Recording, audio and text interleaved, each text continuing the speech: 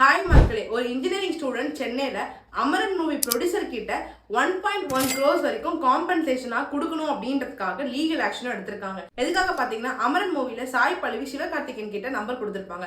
அந்த நம்பர் உண்மையாவே ஒருத்தவங்க யூஸ் பண்ணிட்டு இருக்க நம்பர். அந்த நம்பருக்கு சாய் பல்லியோட ஃபேன்ஸ் எல்லாமே சாய் பல்லியோட நம்பர் தான் நினைச்சிட்டு அந்த நம்பருக்கு தொடர்ந்து கால் பண்ணிட்டே இருந்திருக்காங்க. அவர் தூங்கும் போது, படிக்கும் போது, எங்கெல்லாம் வெளியில போகும்போது கூட கால் வந்து அவர் ரொம்பவே டிஸ்டர்ப் ஃபேஸ் பண்ணிருக்காரு.